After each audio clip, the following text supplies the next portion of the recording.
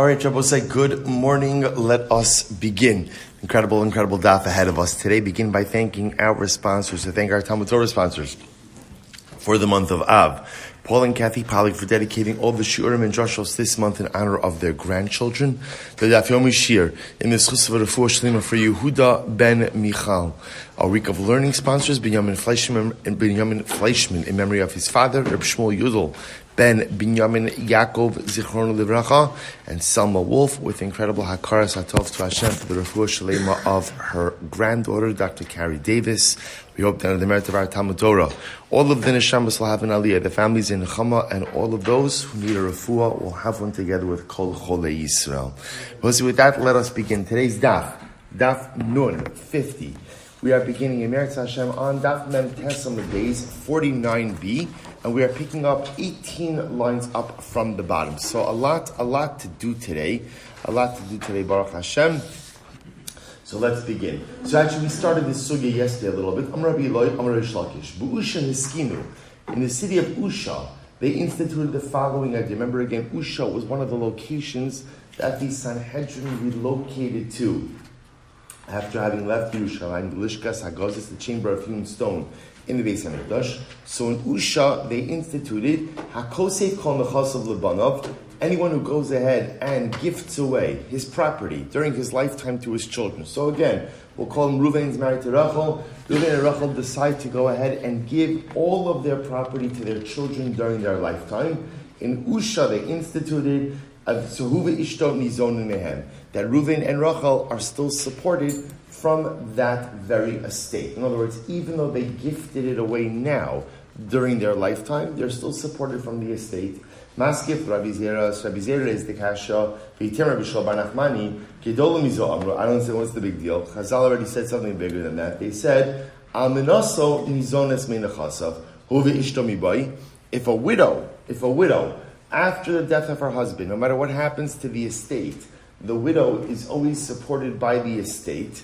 So it goes without saying that when people gift away their estate during their lifetime, that of course they're going to be supported over the course of their lifetime from the estate. Where do we see the widow? The Shalach Rabin Beigarta. Rabin sent the following message in a letter. Mishaneis v'niach almana ubas. So we'll say, let's say Reuven died, and Reuven left behind. Reuven's married to Rachel, and Reuven and Rachel had a daughter. So now Reuven passes away. The daughter is the only surviving heir, so she inherits the estate, right? So she inherits everything. So what's the halacha? So even though the daughter inherits the estate has an obligation to continue to support the widow. Listen to this. Niseis habas, the daughter gets married. What's the halacha? The widow is still supported from the estate. So now again, remember, daughter gets married, that estate essentially now becomes what we'll call nichse mulog or nichse tzon barzal, depending on the nature of the property. She brings that property into marriage. Her husband has rights into the marriage. Nevertheless, the widow is still supported from the estate. Not only that, Meisa Habas. Let's say now the daughter dies. So the daughter dies, but the widow is still alive. Yehuda Ben Michal, I once had to deal with this type of situation. Va'amru almenoso nizones minachasav. I will say pretty wild. So halacha l'maisa, again, what you see is the widow is supported from the estate, no matter what, no matter who is in possession of the estate. To the point, by the way, that even if the estate is now no longer in the hands of someone even directly related to Reuven, the almana is still going to be supported. So the point is, you see, what is the takeaway message? That the almana is supported from the estate up until the point that she gets remarried. So Rabbi say, the Gemara says, if you see that an almana is supported from the estate, huvi ishto mibai, then it goes without saying that what? That if a man, Reuven and Rachel, gift away the estate to their children during their lifetime, it goes without saying that Reuven and Rachel are supported from the estate. To which the Gemara says, I'll tell you like this. What would you have thought? Hasamhu deleka de TORAH. So I would have thought, in the case of the almana, it could be that the reason why the almana is supported from the estate is why? There's no one else to support her. In other words, there's no other form of support. Literally, deleka de TORAH means there is no one to work on her behalf. She may be fully dependent on the estate. Aval hacha nitrach ledidei ledida. But here, Reuven and Rachel might be totally fine, healthy young people, right? Or relatively young people that they could go ahead and work, right? So maybe they shouldn't be supported by the estate. In other words, let Reuven go ahead and go out to work and support him and his wife. Who says that support should automatically come from the estate? Kamash Malam, no. Kamash Malam, the halacha l'maisa, even though Reuven and Rachel gifted away the entire estate, they are still supported by that estate during their lifetime. Incredible. So the Gemara says, Hilchasa kavase, Ola Silchasa kavase. Shevos say, this is very interesting because now this is the second time we've seen this, right? Where the Gemara quotes a takana that was made in Usha. The Gemara then goes through it, and then the Gemara asks, by the way, was this accepted? Right? We had this in yesterday's daf also, where in Usha they instituted that you should support your minor children, right? And now again they asked, well, was this accepted or not? So in Usha they instituted that if a husband and a wife gift away their estate to their children during their lifetime, they are still supported by the estate. Gemara again asks, is the halacha like that or not? So listen to this. So the Gemara says, Tashma, Rabbi Chanina, Rabbi Yonasan, listen to this, Havu Kaimi. Right, Rabbi Chanina and Rabbi Yonasan were standing together. Asa hahu gavra, gochin v'nashke l'Rabbi Yonasan akare. There was a man who came and kissed Rabbi Yonasan's feet. Amr Rabbi Chanina, my high.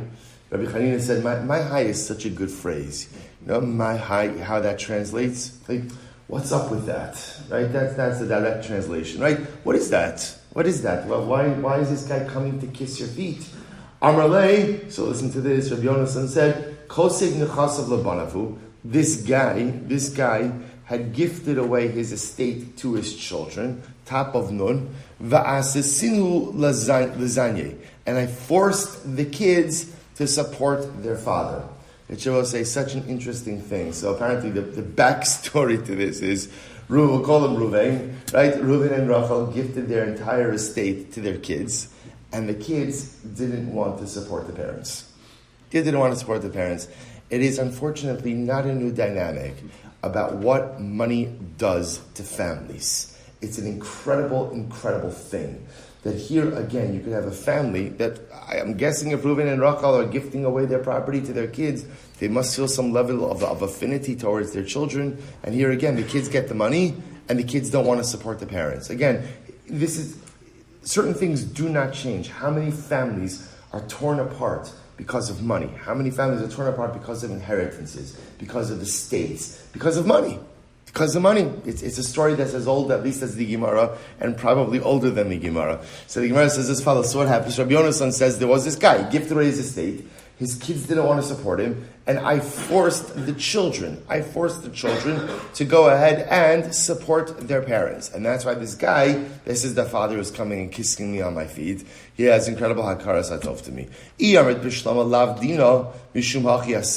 So Rabbi say, so ultimately again, if you say that the halacha doesn't follow the takana in Usha, then it makes sense why Rabbi Yonasan had to force the children to support the parents.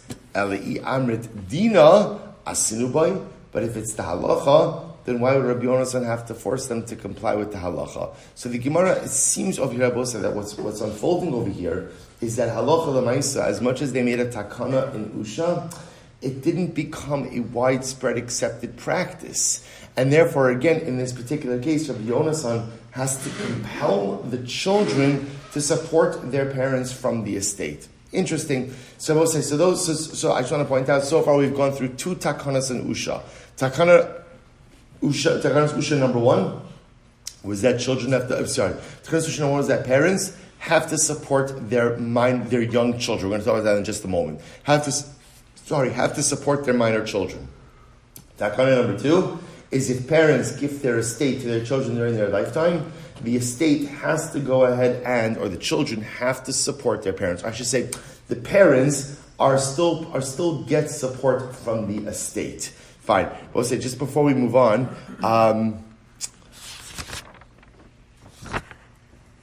Okay, you know what? Let me just close out yesterday's Takanas Usha just very quickly. So remember again, we saw the Gemara said in Takanas Usha that Shehe Adam Zan Es Banav Es Fenosav Kishen Kitanim. That parents are obligated to support their children while they are young. So what does that mean? So I'm going to quote to you very, very quickly. The Rambam in Hilchos Ishus, Perek Yud Beis Halacha Yud Dalet says as follows. Listen to this lashon. Kishim sha'adam chay b'mizonos ishto, kachu chay b'mizonos banav u'benosav haketanim, ad sheyiyu b'nei sheish shanim. The Rambam paskins that the same way that a person is obligated to support his wife, a person is obligated to support his children up until the age of 6. Up until the age of 6. Mikan ve'elach ma'achilin ad sheyigdelu kitakanas chachamim.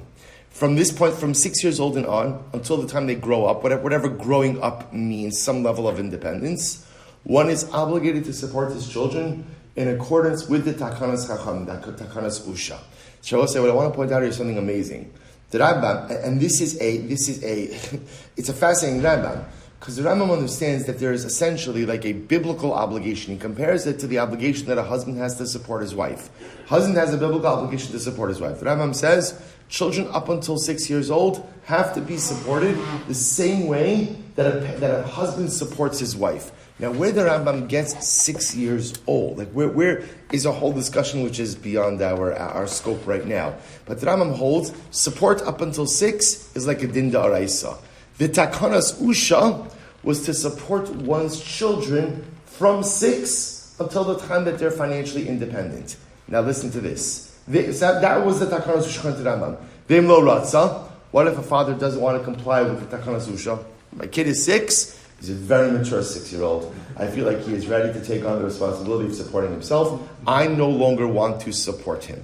So what's the halacha in such a situation? So that Rambam paskins, im lo ratza goarin bo, umachlimin also upotzrin bo. We could shame him. We could try to compel him. Right? The Rambam says we could embarrass him publicly. But halacha l'maisa, after 6 years old, you can't compel a father to support his child. So this is the Rambam. So again, up until 6 seems to be obligatory. From 6 and on, that was takanas usha.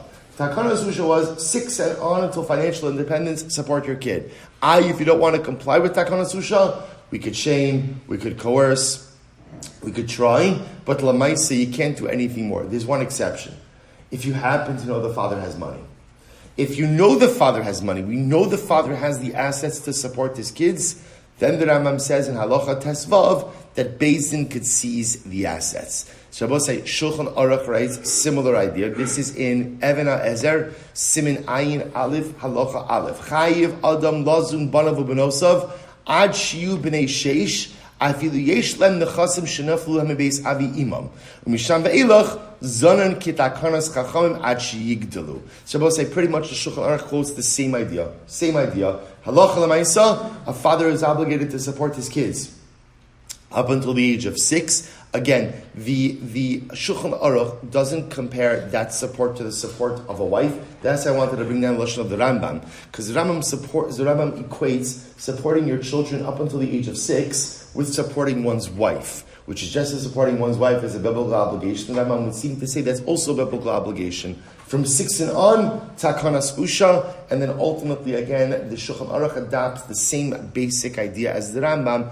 Namely, if somebody doesn't want to comply with takanas usha, then halacha l'maisa, you could shame them, you could socially pressure them. If you know they have money, you could extract it, but otherwise there's no real way to enforce takanas usha other than public pressure. Incredible. I'll say there's much more to say about this, but at least I give you a little bit of the halacha l'maisa. So I'll say now let's continue. So now we're going to have another incredible sugya. Let's begin. Daf Nun Aleph, second line down. Amar Rabbi, another takanas usha. We'll say this is our third takanas usha now.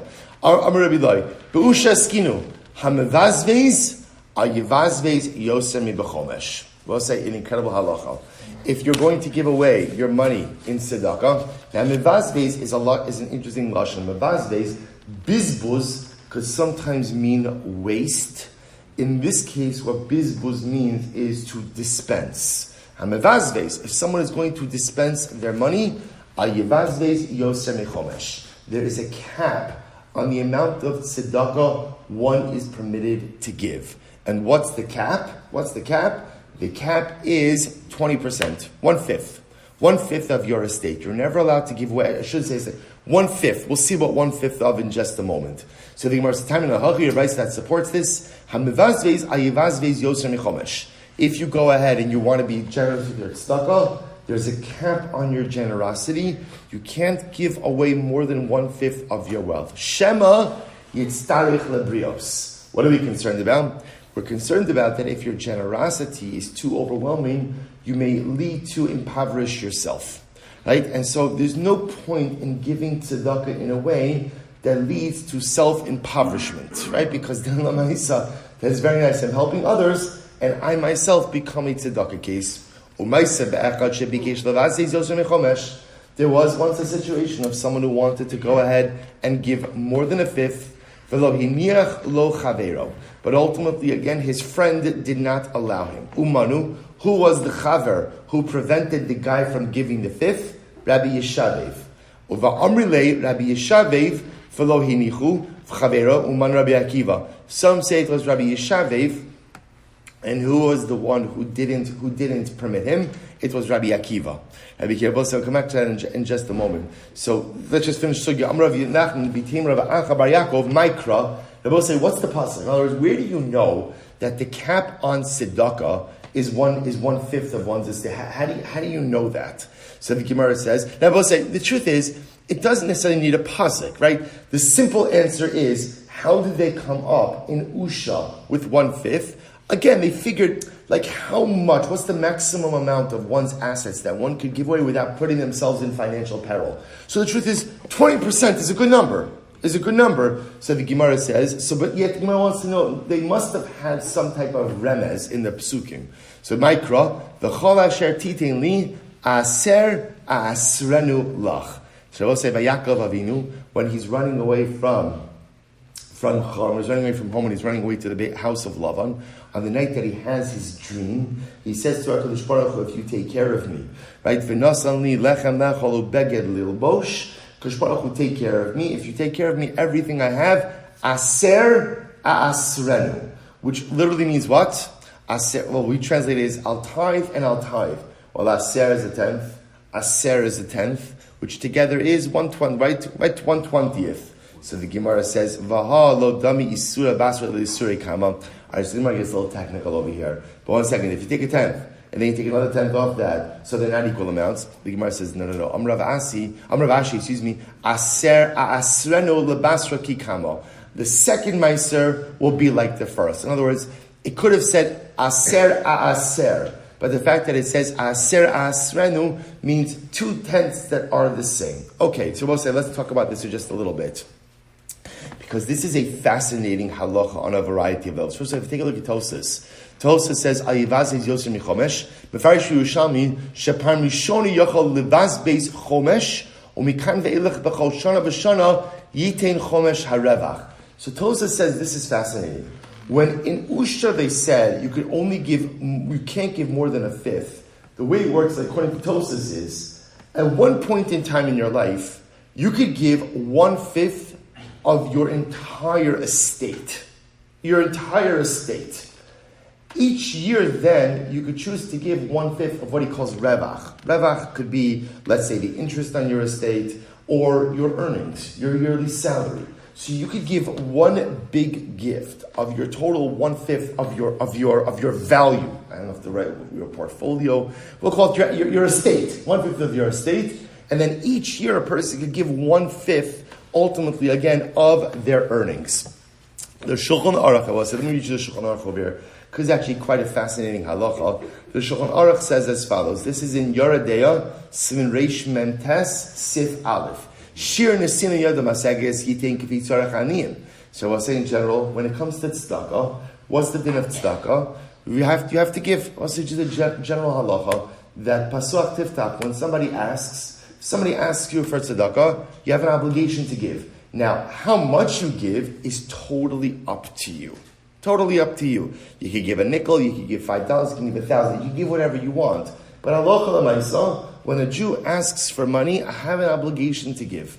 V'im yodo maseges, kol kach, if I can't give to every ani, yitin ad chomesh nechasav, kol kach, fine. Yitin ad chomesh nechasav, mitzvah min hamuvchar. Shabbos say it's interesting. The echad me'asara mida benonis pachos mikan ayin ra. So Shulchan Aruch's idea over here is as follows: to give up to a chomesh, to give up to a fifth, that's mitzvah min hamuvchar. That's the ideal of tzedakah. The next level down is to give a tenth. What do we call meiser? That's mida benonis. Pachos mikan ayin ra. To give less than meiser, the Gemara calls, the halacha calls, stinginess.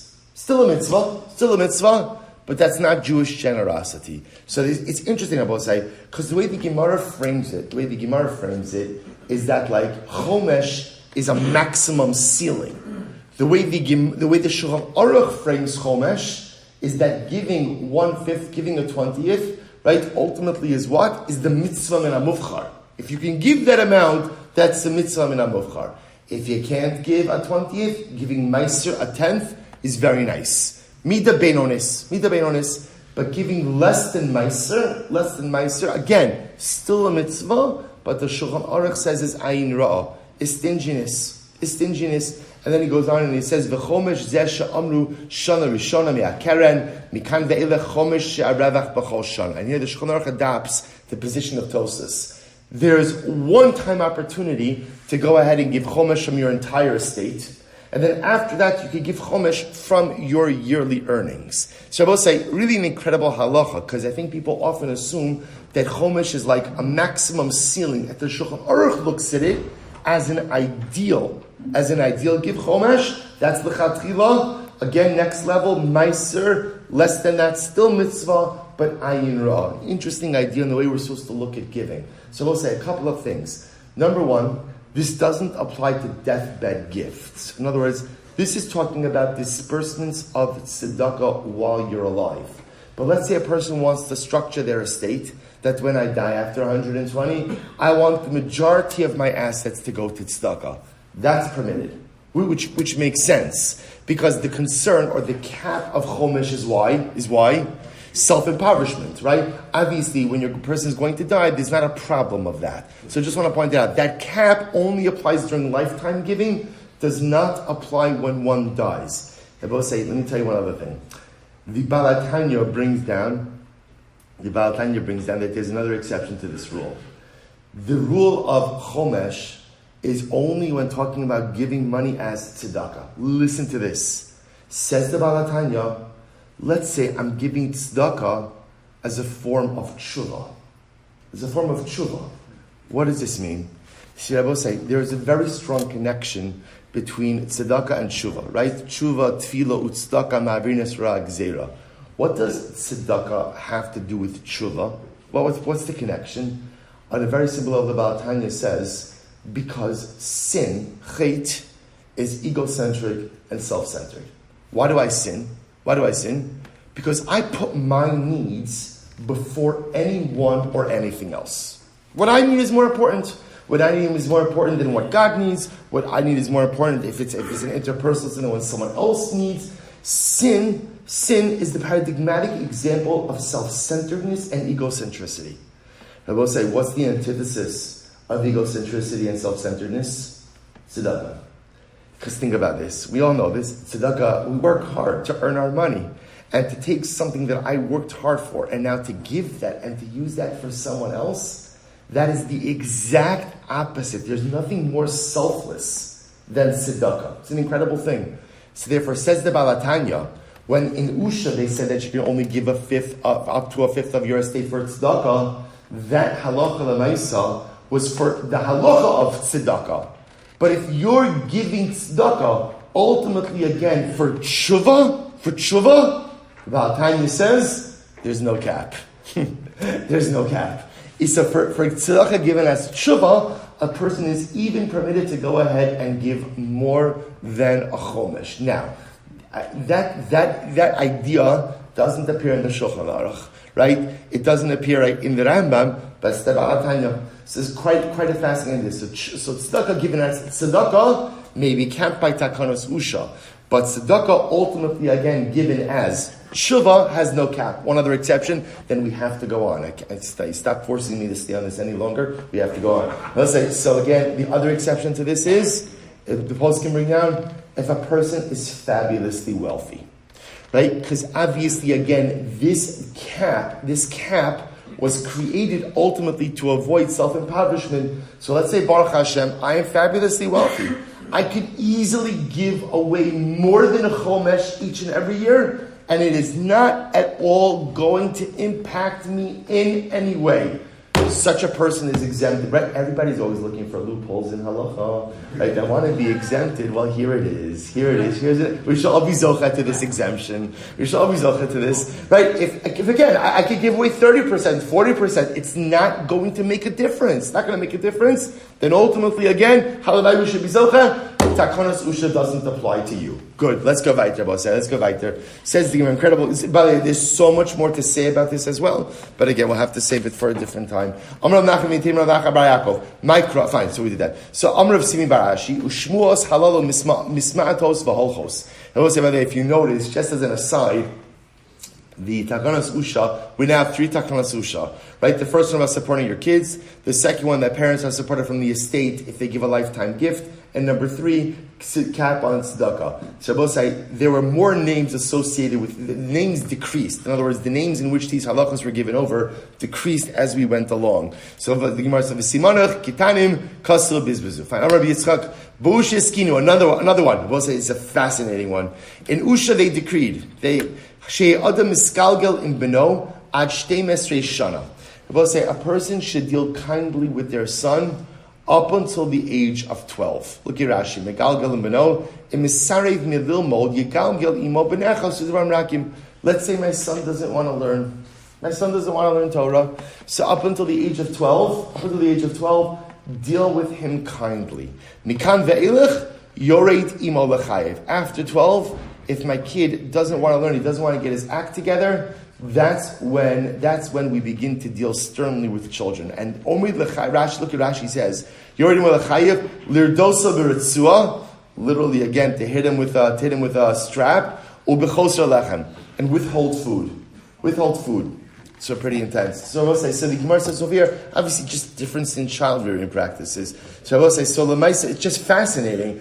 When the child is young, deal softly with them. When the child is older but doesn't want to get their act together, that's when Usha, they said, one should deal more strictly with their child. Amr lei, Rav Shlomo bar Shilas, B'tzirmi bar Shis lo takbil, bar Shis kabil v'safi leketura. So I'm sorry, the Gemara says, Ini, is this so? It's actually so fascinating that the way the Gemara has it, because right, intuitively we would think just the opposite. In other words, the time actually to be a little bit stricter is when children are younger. Because when they're younger, they're a bit more receptive and a bit more malleable.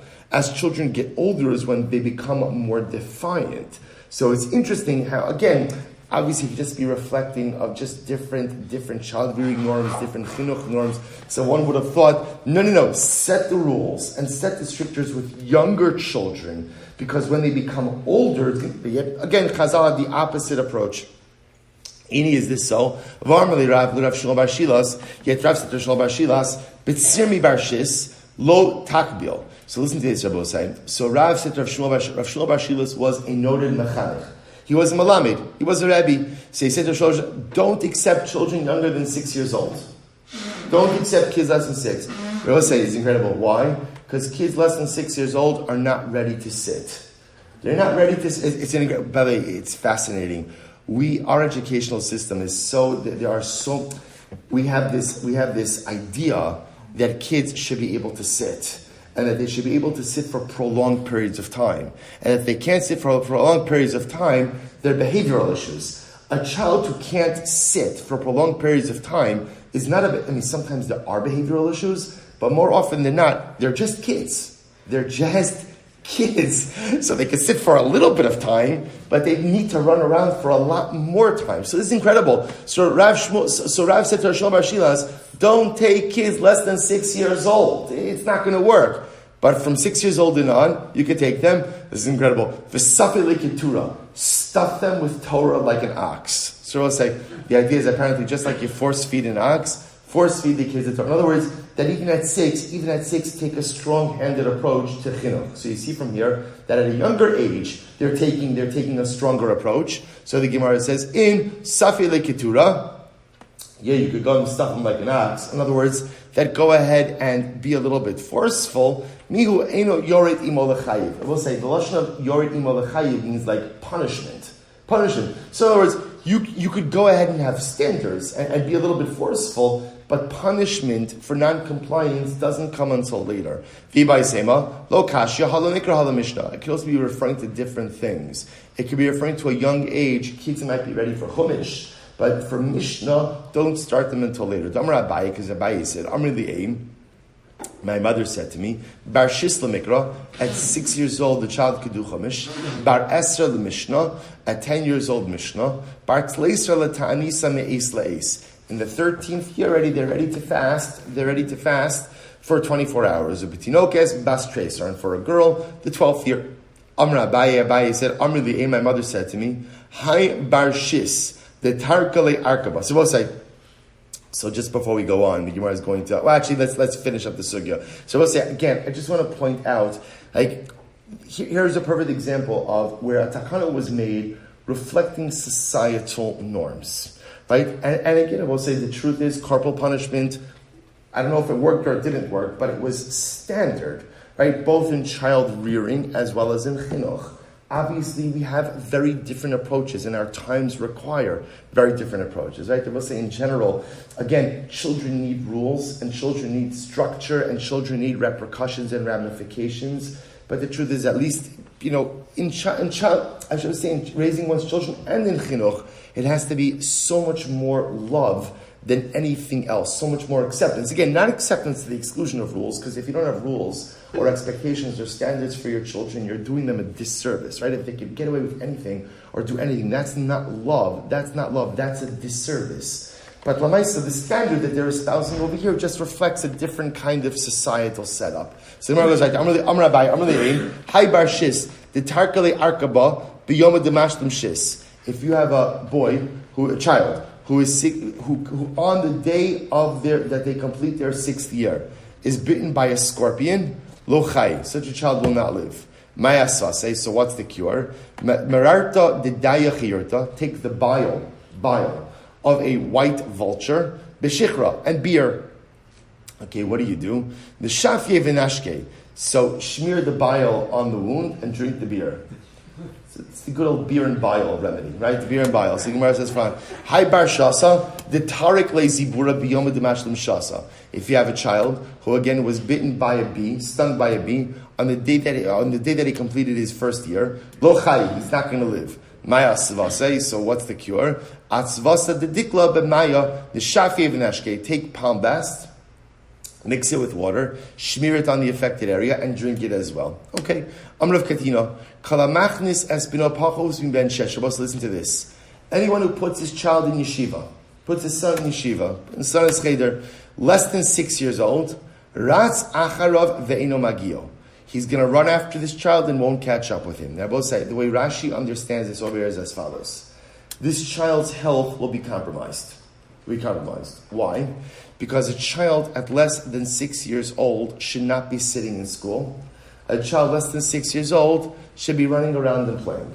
So if you put him in school too early and he doesn't have the proper outlets for his vitality, his health will suffer. And if his health suffers as a young child, you won't be able to catch up with him. In other words, once health is compromised as a young child, it's difficult to get his health back on the rails later on in life. Ike da Amri, others say, no, that's not what it means. What it means is, if you start educating your child in Torah at a young age, he will surpass his friends. His friends will run after him, but they will never be able to catch up, which means he'll be ahead of his peers. So the Gemara says, the truth is, they're both right. This child will be smarter than anyone else, be very but what? He'll also be weaker than anyone else. The other possibility is it depends on the kid. Hadikachish, hadibari. They both say different children need different things. Some young children need again to bolster their vigor and vitality by running around, not sitting in school. Other children, Baruch Hashem, who are healthier, have the ability to already start. Both say the incredible thing about this, the takeaway from this is not about discipline. The takeaway about this is how Chazal were looking at children as individuals. And also recognize that different kids need different things, right? So the six-year-old who is healthy may be able to sit in school, and the 6-year-old who's not as healthy is not ready to sit in school and needs to run around. Because Chazal already understood there's no such thing as a model that works for every single child. It's the Lashon of Shalom Melech and Mishlei of the Chanoch L'Nar Al Pi Darko. Every child needs their own model, needs their own plan. It's that Chazal already understood this. Rabbi Yossi Achanino. Busha Sinabosai, another Takana Susha. Incredible. Ha'isha Shamachra b'nichsei melog b'chaye baila u'mesa habal motzi mi'ad alakuchos. But another interesting Takana Susha. If a woman dies, a woman who sold her nichsei melog during the lifetime of her husband. I said, what's nichsei melog? Nichsei melog is property that is owned by who? By the woman. Let's say inheritance or dowry that her father gave her. She sells off this nichsei melog during her marriage. What's the halacha? If she dies, umesa habal motzi mi'ad alakuchos. The husband has the ability to extract this property from the purchasers. So in other words, essentially, the husband is considered to be like a first position creditor when it comes to his wife's nichsei malug. So during her lifetime, he doesn't have a right to go ahead and do anything with it. He could use it for payros, but he doesn't have a right to extract it. But when she dies, he has the ability to extract it. So Rabbi Yitzchak Bar Yosef and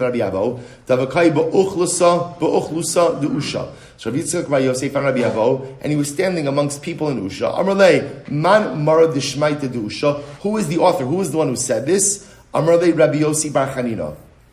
It was Rabbi Yossi Bar Chanina. So he learned it. He reviewed it with him 40 times. And it was if after reviewing it 40 times, he felt that he had it in his pocket. Had it in his pocket is like the Talmudic expression for, I have a handle on this. Rabbi says some beautiful Gemaras over here. Ashrei Shomrei Mishpat Osei Tzedakah B'chol Eis. Praised is the one. Praiseworthy is the one. Shomrei Mishpat, who keep the Mishpatim. Osei Tzedakah B'chol Eis. Who go ahead and perform acts of kindness, acts of charity at all times. V'chi afshar lasos tzedakah b'chol eis. Rabbi say, is there anyone who could do tzedakah at all times? Rabbi listen to this. Darsha Rabbi Seinu Shabi Yavna. The rabbis in Yavna, when the business was in Yavna, they said, Amru le Rabbi Eliezer, Zehazon Banov u'benosav kishem ketanim. Rabbi say, what does it mean? Oseh tzedakah b'chol eis. This is someone who supports his children when they're young. Right? Because when I'm supporting my children, the truth is every moment when you have young children at home, what's happening? You're supporting them. Right? Every moment you're supporting them. That's Oseh tzedakah b'chol eis. That's an example of one who does tzedakah at all times, supporting young children. I'll tell you, it's actually Rabbi Shlomo Nachmani Amar Zeh Magadol Yosam Yisom B'soch Beiso Masiyan. This refers to someone who raises an orphan boy or an orphan girl, and marries them off. So someone who takes achrayus to take care of an orphan is someone who's doing tzedakah b'chol eis. So I'll tell you, the Gemara is teaching us such an incredible lesson. So I'll say, what the Gemara is saying is, what does it mean to do tzedakah at all times? It means to take care of your family. Sometimes when we think about chesed and opportunities for chesed, so it's so interesting how our mind automatically goes to things outside of our sphere of influence. Right? What is the definition of chesed or of tzedakah? Helping someone else. We sometimes forget that sometimes the most profound acts of tzedakah that we perform and the most profound acts of chesed that we perform are for the people who often live under the same roof as we do. The ability and the profundity of performing tzedakah and chesed for your own family members. You go ahead and you take time to listen or to speak to your wife even when it's inconvenient for you. You take time to go out of your way to do something for your kids even though you have other things you have to do.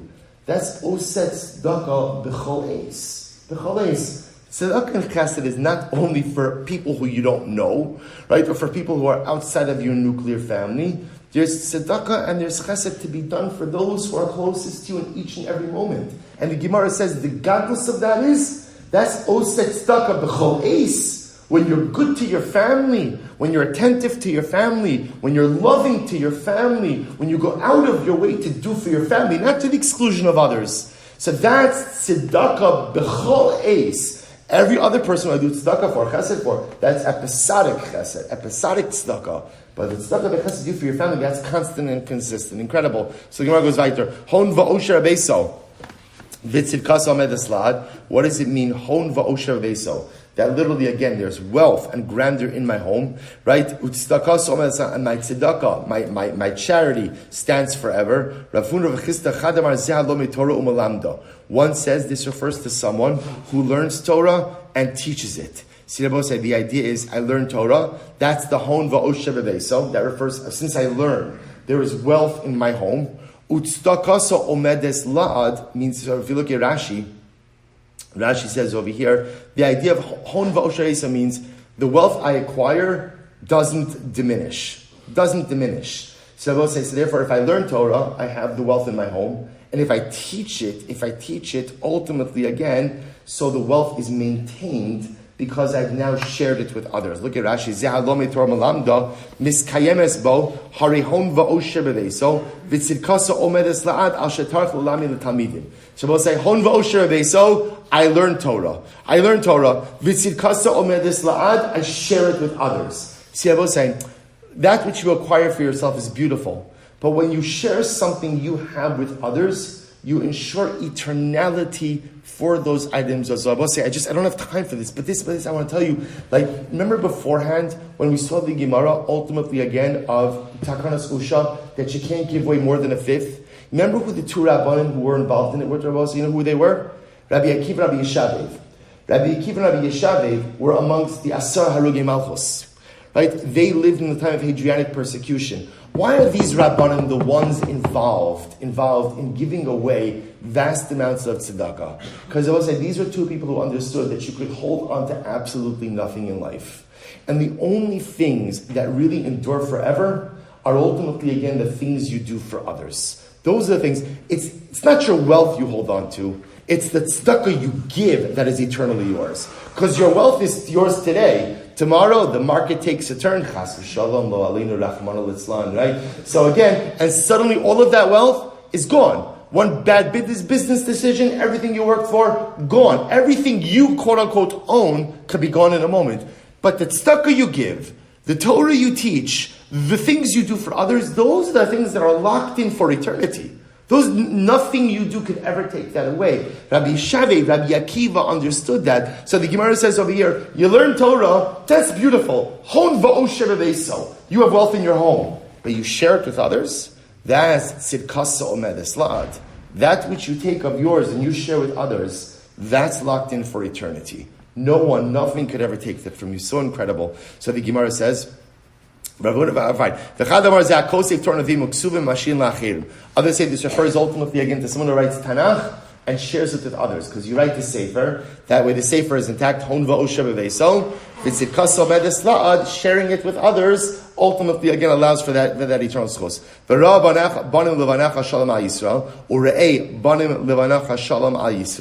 And you will see children to your children. Once your children have children, then they're Shalom Yisrael. Why? It's incredible. Fascinating. Once my child has a child, I know now that at least my daughter is no longer subject to chalitza and yibum. Or I should say my son, right? There's no longer chalitza and yibum. Right? So once you have it's an incredible thing. Once I have a grandchild, I know that my children are no longer subject to yibum and chalitza. And there's a certain shalom in that. Rabbi Shalom Arachani Amar Kevan Shebanim Levanecha Shalom Al Dayani Yisrael Delo Asi Litzinuye. So I'll say once you have grandchildren, ultimately, again, there's shalom on the dayanim, on the Beis Din. Why?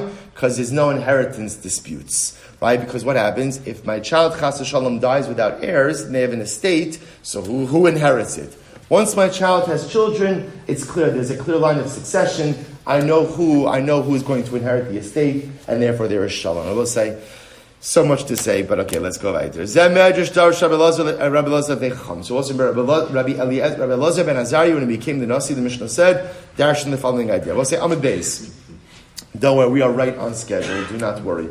So it says the Gemara, Yosef Yosef Kamid Rav Hamnuna. The Yosef Rav Hamnuna v'Ka'amar Kishem Shein Abanim Yarshin Elamin HaKarka Kach Ein Abanos Nizonos Elamin HaKarka. So we'll say, so this is actually quite fascinating. So Rav Yosef was sitting before Rav Hamnuna, and he said as follows. Rav Hamnuna said, the same way that sons only inherit real property, so too daughters are only sustained from real property. So the Gemara says, Avish alei kuli alma. Everybody began to go out and yell at Rav Hamnuna. So the Gemara says, at Rav Yosef, excuse me. So Avish kuli alma, the shavik aru hu diyarsi lebnei. The lo shavik aru lo yarsi lebnei. What? That doesn't make any sense. If somebody goes ahead and so what Rav Yosef seemed to be saying was that halacha l'maisa, the same way boys only inherit real property, so too girls are only sustained from real property. They say, what doesn't make any sense? Boys only inherit real property. So let's say Ruvain dies. He owns no real estate. He owns no real property. But he owns stock portfolios, and he owns cattle, and he owns different things. His kids there's no inheritance by movable property. That's simply not true.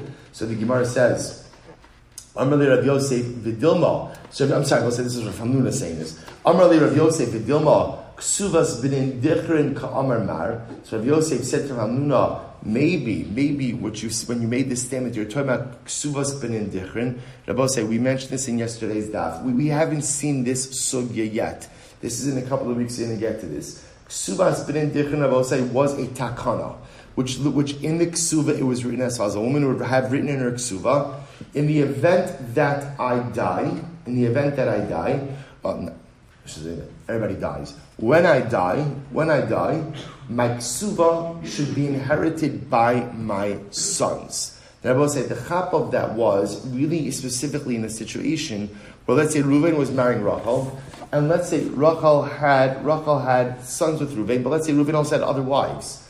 Rachel wants her Kesuva to be inherited by her children and not shared with Reuven's other kids. So what she stipulates in her Kesuva is, when I die, my Kesuva should be inherited by my sons. And by the way, that should not impact the rest of the estate settlement. In other words, my son should still inherit with the other sons the rest of your estate. But my son should inherit my Kesuva. So maybe when Rav Hamnuna said this idea before, that sons only inherit if there's real property, that was talking about Kesuvos b'nin dichrin. That in this case, when the mother legislates this in her Kesuva, that clause, what we call Kesuvos b'nin dichrin, only applies to real property. Amarle, Rav Hamnuna said, Mar de Gava Rabba, hu diyadamai kamina. Yes, you who are a great man understood what I meant. And I wasn't referring to the general laws of property. What I meant was the concept of Kesuvos b'nin dichrin only applies to real property, doesn't apply to movable property. Rabbi say such an incredible yisod. Everyone jumped on Rav Hamnuna, but Rav Yosef, who was a little bit smarter than everyone else, understood what he was saying. How many times do you jump on people for things that they say, and we don't recognize or understand what it is that we're saying? If we just took a little bit more time to clarify what it is that they meant, perhaps we wouldn't get as upset about what they say. Am Rav Chia bar Yosef. So we'll say, let's talk about this just a little bit. So Rav Chia bar Yosef, Rav Zan Michite de Aliyah. Rav went ahead and supported. Now we'll say this is talking. Now we're going back now. We're going back now to the case of girls. Remember again. So what did the Mishnah say? As much as there is no chi of mezonos for girls, according to the Mishnah, halacha l'maisa, when the father dies, daughters are supported from the estate. Daughters don't inherit necessarily, right? If there are sons, but they are supported from the estate. So now the Gemara tells a story. Rav went ahead and supported daughters. In other words, mechiti de aliyah. Now look at Rashi just a moment. Rav zan mechiti de aliyah, yisomos ba'u lefanav, v'tavos mizonos. This was a case of girls. Their father died. They came before Rav. They wanted support from the estate. So Rav supported them from the wheat of their father's estate. There was no karka. There was no real property. Rav supported them from the wheat. Ibailu parnasa havya umay aliyah mal yusadav. So we'll say, was this parnasa? Now we're going to see parnasa doesn't mean support. Parnasa means dowry. Maybe these girls were getting married and Rav was giving them a dowry from the metaltalin of their father's estate. Umay aliyah. What does aliyah mean? Me'iluya. Ultimately from the best of the property. Ukida Shmuel, Damar Shmuel, leparnasa shamin ba'av. Now we'll say in general, if a father passes away and now his daughters need to get married, Beis Din gives the daughters dowry from the estate. How do they know what to give? They assess what kind of guy was the father, what kind of dowry would he have given his daughters, and we give that. O Dilma mizoni mamish hava. Maybe Rav wasn't giving them dowry, maybe he was giving them zonos. Umay aliyah. midvarim tovim shnemru ba'aliyah. What does it mean he gave them from aliyah? From the good things that were said in the attic. What was said in the attic?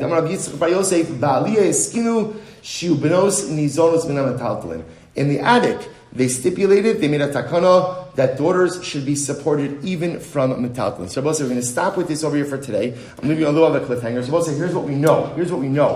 We now the interesting question is, we know that when a father dies, girls are supported from the estate. So now the shaila is, when girls are supported from the estate, does that mean only from real property of the estate, or even from movable property of the estate? We now have the case of Rav giving daughters movable property from the estate. What we don't know is, what is he giving them for their dowry, or is he giving them mizonos? Emirat Hashem resolution, b'shatom maslachas tomorrow. Shkoyach.